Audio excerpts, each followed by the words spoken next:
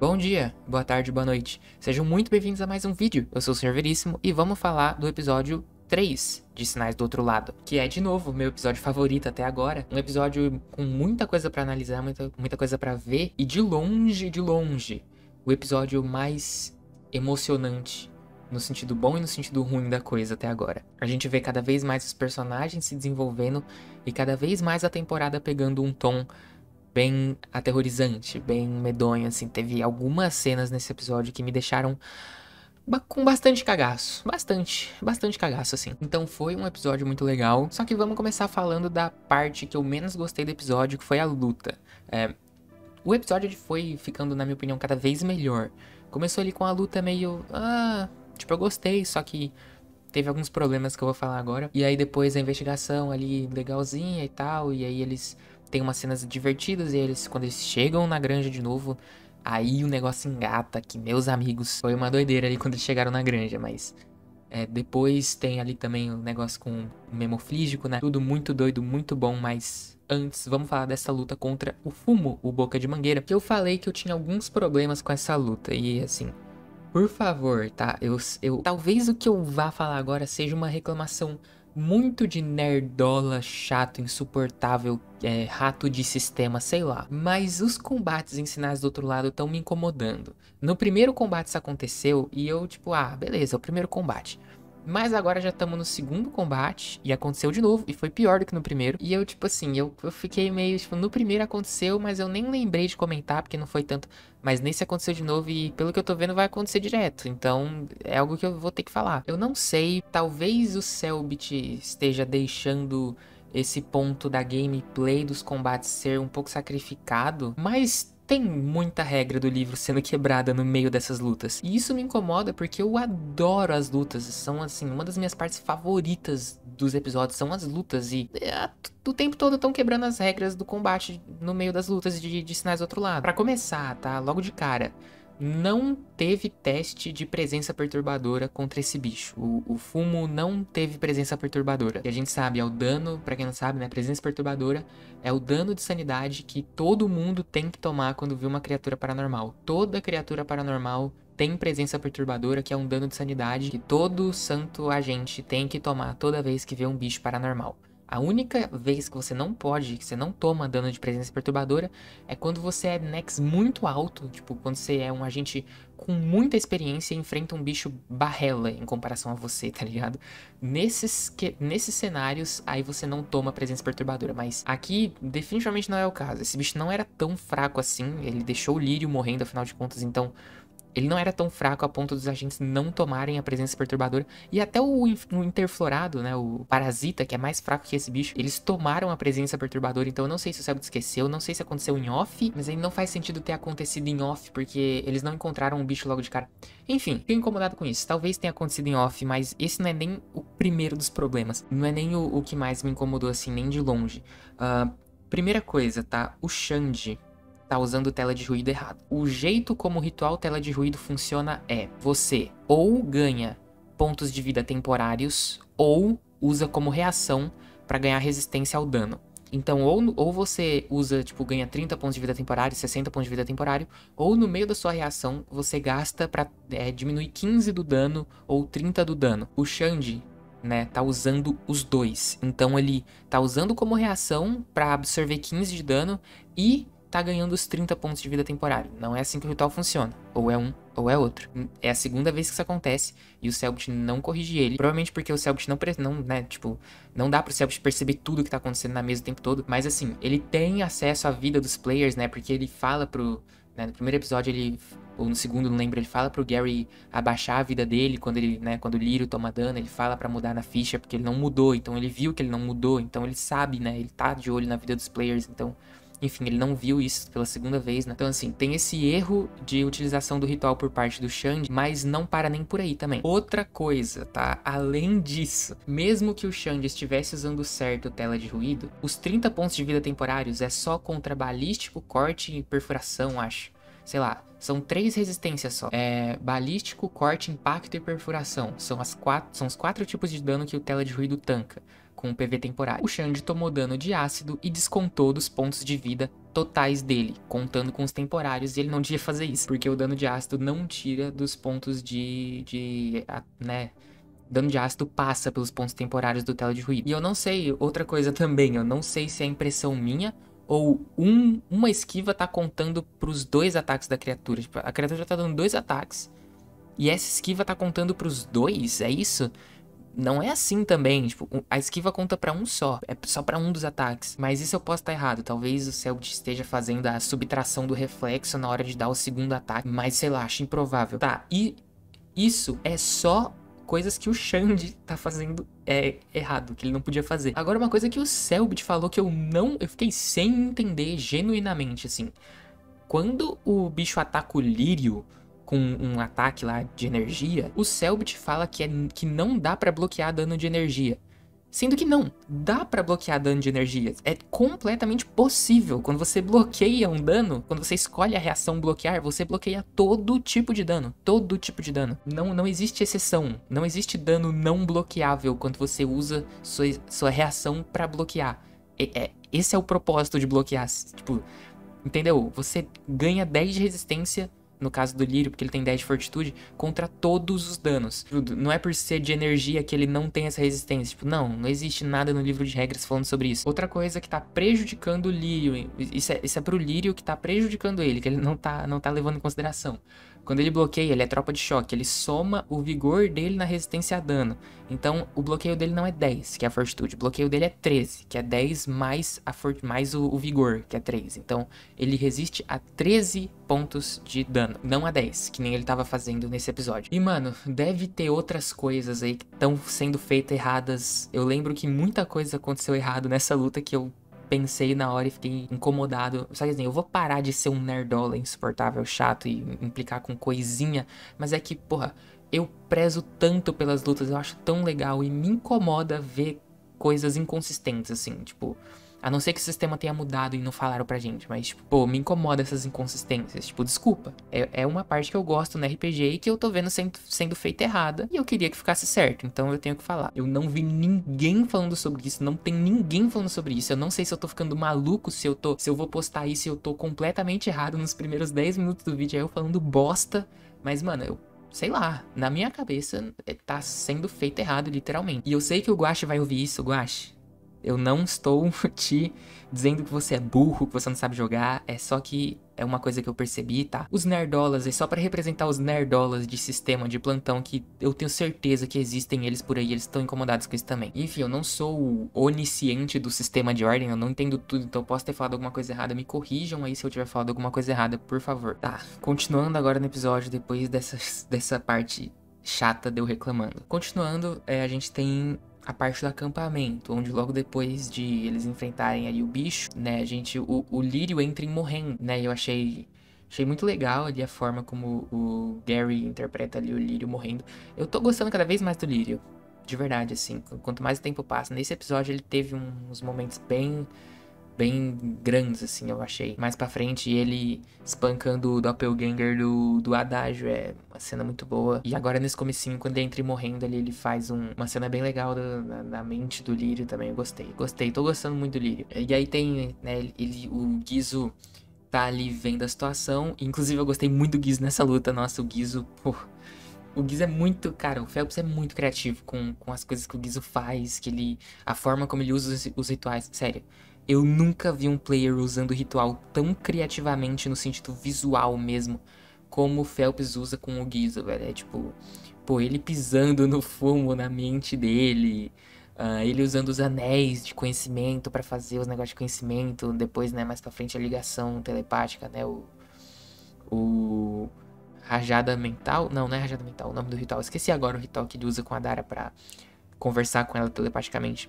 Mas foi muito criativo também o visual dele. E o Guizo, ele é sempre muito MVP, né? Ele e o Xande são sempre muito MVPs das lutas, mas o Lírio também contribuiu muito nessa. E aí o Guizo olha pra trás e vê, irmão, vê simplesmente dezenas, novamente, os homens de preto raptando, abduzindo, né, o pessoal da barraca, coisa que ele queria fazer, coisa que eles queriam que acontecesse, né, que eles queriam ser abduzidos. Então aí, conseguiram o objetivo deles, foi né, com sucesso, foi adquirido com sucesso. E novamente os Homens de Preto, e agora a gente confirma basicamente, né, que a Van e os Homens de Preto são os responsáveis pelas abduções. E eu já falei, tem um vídeo de teoria inteiro aqui no canal sobre isso, de que a Van e o estrangeiro são basicamente conectados e são até a mesma coisa. No sentido de que a Van e os homens são uma ilusão criada pelo estrangeiro pra esconder a verdadeira forma dessas coisas, ou elas são, tipo...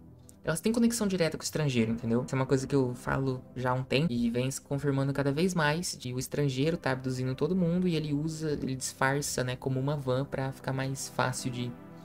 não ficar tão... ainda é bizarro, mas tipo, não é literalmente um monte de ET aparecendo, né? E eles abduzem todos os campistas ali, né, que estavam lá. Enfim, muita coisa acontece nessa cena de investigação. A gente vê ali uma cena muito engraçada do Gizzo encontrando ali uma erva diferente, né? Um medicamento ali especial. E o Chico se interessa por essa erva, né? Que não posso falar com todas as letras o que é, porque o YouTube não gosta muito, mas é uma erva aí. E aí o Chico vai lá e guarda ela, né? E, enfim, muita coisa engraçada acontece nessa hora. Mas a gente dá uma olhadinha pro lado e a gente vê o Dom lá da fazenda mandando um SOS em código Morse, né? Tipo, socorro. Novamente eu queria destacar como esse moleque é esperto. Porque, tipo, não só nessa ocasião do SOS, quando a gente chega lá, né? Ele, pô, tem toda uma ideia já armada ali, tipo...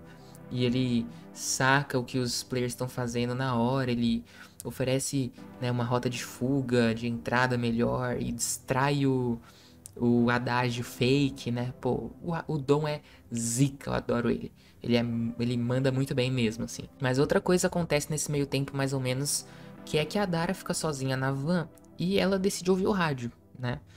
E digamos que interferências estranhas estão tocando no rádio nessa hora e os alheios se comunicam com a Dara. O que é engraçado é que parece que eles escolheram a Dara e eles estão de olho nela e que os outros membros dos 5 não importam e só a Dara que eles querem e que ela tinha que ir até eles. Sei lá, uma coisa assim, eu não lembro exatamente, mas a Dara fica vidrada ali no rádio e o Xande chega e já pum, mete a mão no rádio. E os dois têm uma discussãozinha ali, gera umas cenas bem engraçadas, assim, e... enfim, a Dara põe a Levo pra tocar. E isso da Dara ser escolhida volta à tona mais ou menos depois, na cena do Doppelganger do Adágio. Todas as cenas com aquele bicho eram muito bizarras, eu tava morrendo de medo. Mas aquela hora que ele fica encarando a Dara, assim, fixamente... talvez tenha alguma coisa a ver com essa cena do rádio, né? Em que eles falam que ela foi escolhida. Mano, minha cabeça, honestamente, pra fazer teoria agora não tá muito boa, mas com certeza eu acho que tem uma ligação, pelo menos que, por mais que mínima aí, né? Enquanto a Dara e o Xande tinham esse acontecimento muito, muito estranho rolando lá na van, o Chico, junto com o resto, tava observando o computador, né? Que eles colocaram um gerador lá pra ligar o computador. E eles descobrem coisas. O Chico, com o gerador, graças ao gerador, faz a torre de transmissão voltar a funcionar. E aí a gente descobre que parece que o Morato tava tentando invadir esse computador dessa torre de transmissão. Só que ele não tava conseguindo porque tava desligado, né? E aí quando liga, o computador é ligado, ele pum, invade. E aí a gente vê que faz uma triangulação entre a base do Morato, essa torre, e o terceiro ponto parece ser um ponto de interferência ali, onde uma interferência bizarra tá rolando em um tipo de... no meio do caminho ali, entre a fazenda e aquela torre. E no caminho de volta, a gente percebe que existem vilas e algumas coisinhas assim, mas tem um posto. Um posto tá no caminho entre a antena e a granja. E a gente sabe que o Morato fala que ele precisa investigar um posto nas proximidades. E se esse posto é o que tá gerando a interferência na transmissão, significa que provavelmente tem um alheio psicônico lá, visto que os alheios psicônicos causam interferência em sinais de transmissão. Mas isso é uma coisa que a gente vai demorar um pouquinho pra lidar, porque a gente já tem problemas o suficiente por enquanto, né? Principalmente depois do final desse episódio. E aí, finalmente, a gente chega de volta na Granja Abobrinha.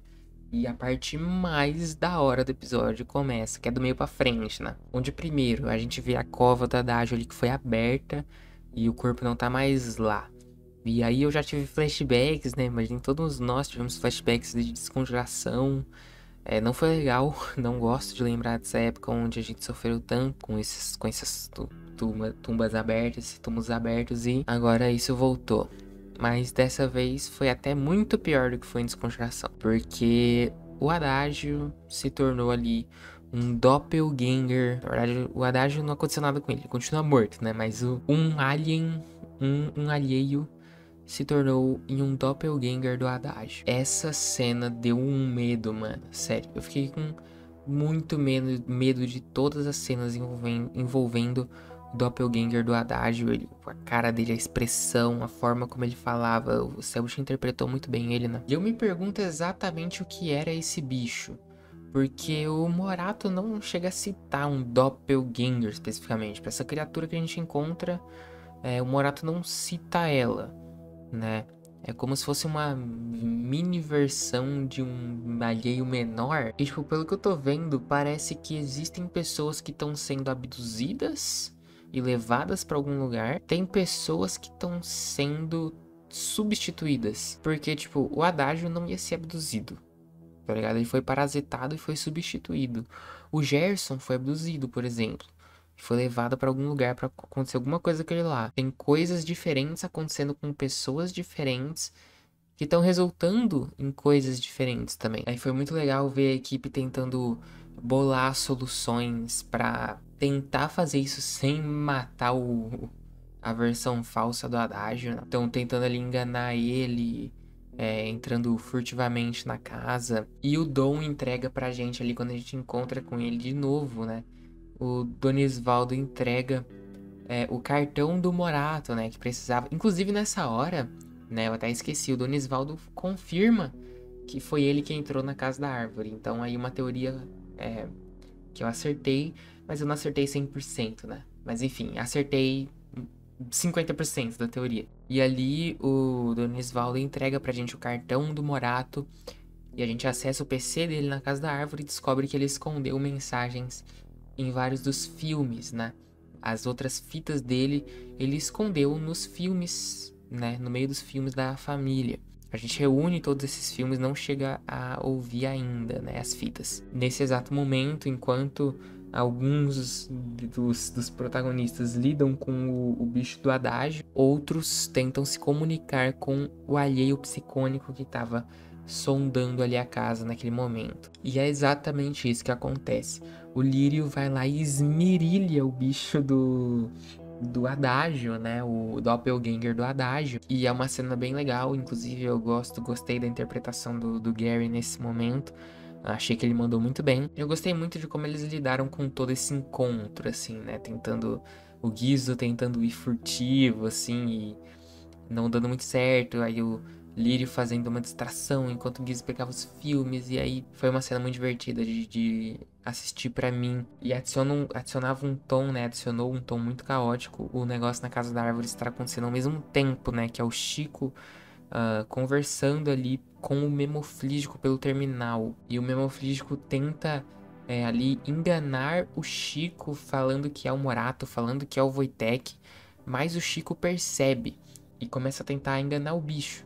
Então ele começa a falar pro pessoal sair, ele começa a fazer coisas, né? A tentar falar em código ali de alguma forma pro bicho não suspeitar, para fazer o bicho confiar nele e fazer o pessoal sair, mas fazer o pessoal sair alerta, né? Tipo, essa era a dificuldade. A dificuldade pro Chico ali naquele cenário não era fazer o pessoal sair, era fazer o pessoal sair e ficar ligeiro para chegar rapidão quando o bicho aparecesse depois, entende? E ele quase conseguiu, mas quase não foi suficiente. O bicho se transforma no Wojtek e a gente tem ali um breve flashback ali dentro da nossa cabeça sobre o que aconteceu com o Wojtek, né? Os players explicam mais ou menos assim, e é muito doido e é muito doido ver o Memoflígico usando isso contra os players, exatamente como fala no livro que ele faria. Basicamente ele pega essa informação que eles tinham, esse passado triste com o Wojtek, e começa a colocar na cabeça dos players de que isso é culpa deles e de que eles foram os culpados e começa a questionar eles se o corpo, tipo, porque o corpo nunca foi encontrado, sabe? E parece que tá funcionando ali realmente, né? Até eles saírem e ele aparecer pro Chico. Mano, muito, muito doido, assim. Essa cena inteira eu gostei muito dela. E a comunicação da criatura, né? Se comunica muito bem, apesar dos apesares, assim, não dá pra ser perfeito, né? Mas ela, tipo, ela se finge de Wojtek tanto no visual quanto no comunicativo ali. E tenta aparecer quando percebe que o Chico não tava sozinho, ela sai. Eu vi muita gente confusa nessa parte porque foi uma sequência, né? Tipo, eles saíram lá da casa do Adágio fake e já entraram na coisa, na investigação do memoflígico ali, tipo, um seguido do outro, e não ficou muito claro quando um acabou e o outro começou, né? E aí eu vi gente sem nem saber o que eles estavam fazendo, como eles estavam fazendo, né? Tipo, só aceitando o que estava acontecendo, porque, né?